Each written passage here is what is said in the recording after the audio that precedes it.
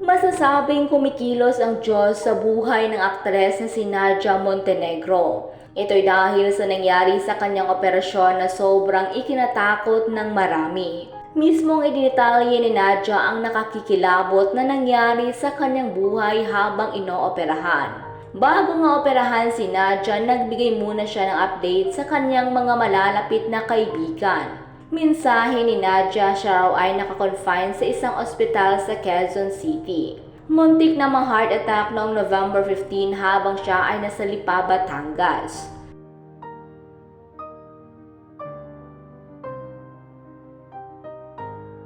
Ayon kay Nadia, siya ay may Wolff-Parkinson-White syndrome na tinukoy na isang klinik na ang sakit ni Nadia ay isang congenital heart defect kung saan mabilis ang pagtibok ng puso.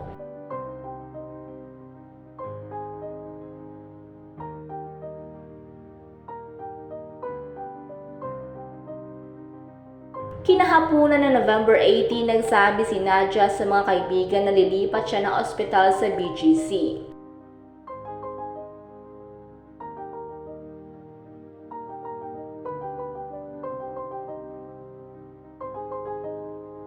Ang tawag sa gagawing procedure kay Nadia ay ablation.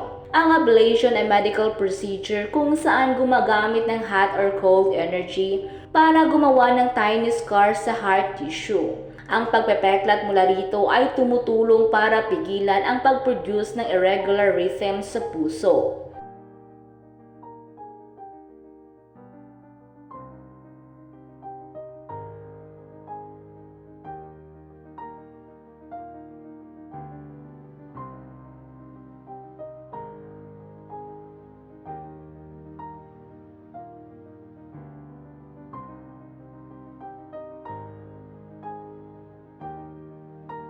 Kasunod ito ay nagpadala si Nadia ng litrato kung saan makikita kung ano ang prosesong pagdadaanan niya.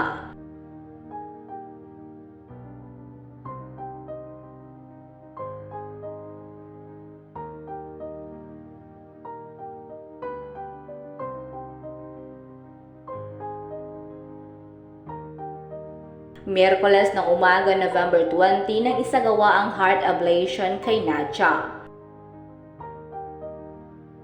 Ngunit ano nga ba ang nangyari sa dating aktres at bakit muntik bawian ng buhay? Kwento ni Nadia, 4 na minutong na milagro ang buhay niya.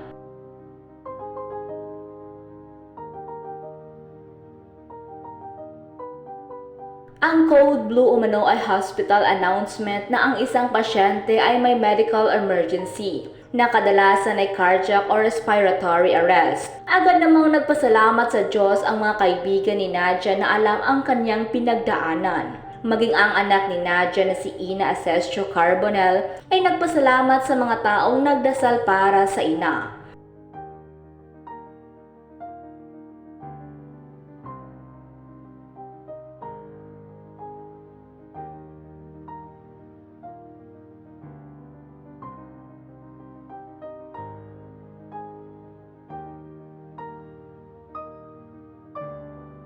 Samantala sa social media post ni Nadia ay makikitang madaming mga celebrities ang dumalaw sa kanya sa hospital. Samantala nagpaabot naman ng ilang netizens ng kanilang panalangin sa mabilisang paggaling ni Nadia.